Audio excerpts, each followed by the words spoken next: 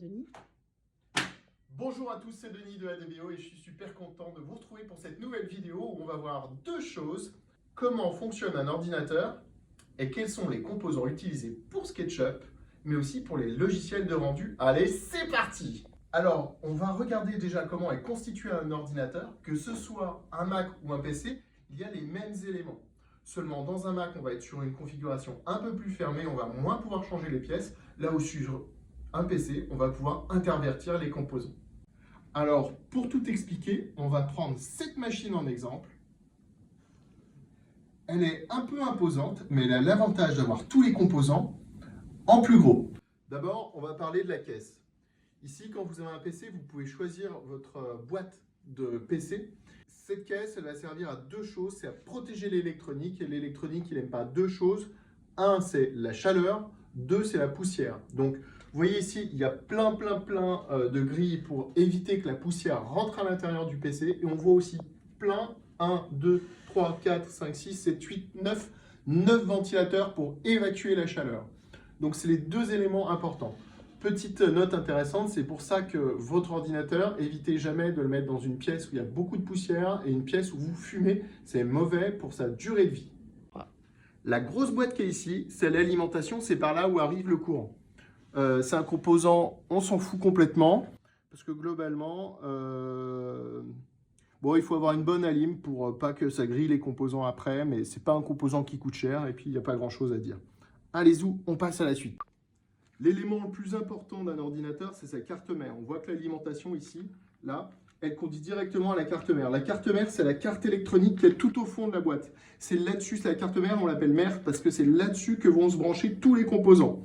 Donc, elle a pour principale fonctionnalité de relier tous les composants et notamment d'accueillir le microprocesseur. Sous cette grosse boîte-là, donc cette grosse boîte, c'est un ventilateur. C'est un ventilateur, donc il y a deux petits ventilateurs à l'intérieur et plein de radiateurs qui vont servir à refroidir le microprocesseur. Dis-moi Denis, c'est quoi un microprocesseur?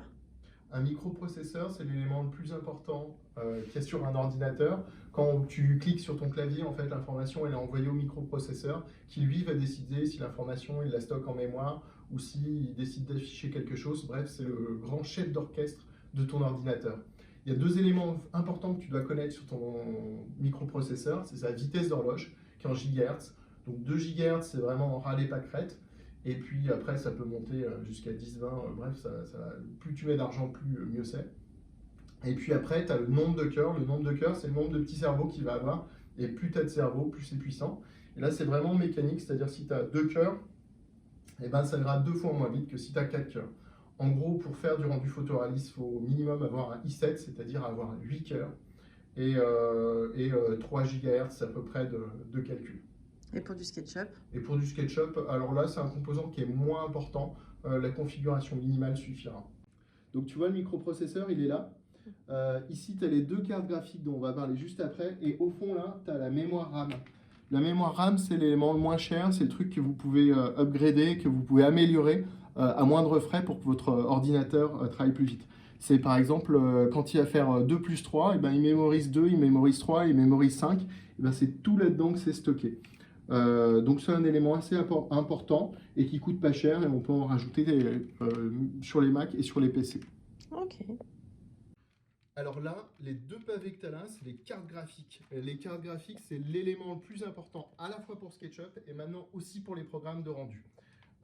Donc tu vois là, c'est des cartes graphiques qui sont montées en série pour avoir un maximum de puissance. Et on voit qu'elles sont bien grosses et qu'elles sont super aérées. C'est la force des ordinateurs fixes par rapport aux ordinateurs portables, c'est qu'on va avoir des grosses cartes graphiques et qui vont bien vivre. Quand on fait des rendus sur des ordinateurs portables, ils n'ont pas trop de quoi respirer. Du coup, les rendus vont être beaucoup plus longs sur des ordinateurs fixes où on va pouvoir mettre des bonnes grosses cartes graphiques. Je vous remercie de votre attention pour cette vidéo qui, j'espère, vous a appris quelque chose. Donc pour conclure, voilà, on est sur Internet. La seule manière de nous remercier, c'est de mettre des likes, de mettre des commentaires, de vous abonner, de cliquer sur la petite cloche. Et toujours dans les réseaux sociaux, on est en train de lancer une nouvelle méthode sur notre page Instagram. Vous allez pouvoir publier vos propres modèles. Donc vous écrivez à l'adresse instagram@adbo.com Et comme ça, si votre rendu est retenu, on mettra sur notre page avec vos coordonnées, vos hashtags, votre lien, etc. Et on vous tag. Et on vous tag. Bon, à bientôt. Donc, n'hésitez pas non plus à vous abonner à notre page Instagram. À bientôt sur les réseaux sociaux. Bye bye. Ça, c'est les câbles pour relier à tes écrans. Ça, c'était les câbles VGA. Ça, c'est les câbles HDMI. C'était bien, tu sais, pour avoir... quand ça arrivait, le HD, tu te rappelles, toi, de l'époque, tu étais déjà là? J'étais pas née. T'étais pas né. Et voilà, c'était les résolutions de à peu près 2000 pixels par 1000 pixels. Et ça, c'est ce qu'on appelle 4K, c'est pour les résolutions de 4000 pixels. Donc, si vous avez un écran 4K, mais que vous le branchez avec un HDMI, ben, en fait, ça sert à rien. Il faut utiliser ce type de câble. Et ce qu'il y a de fou, c'est que ces câbles, ça coûte hyper cher. J'ai toujours pas compris pourquoi. Voilà. Ok.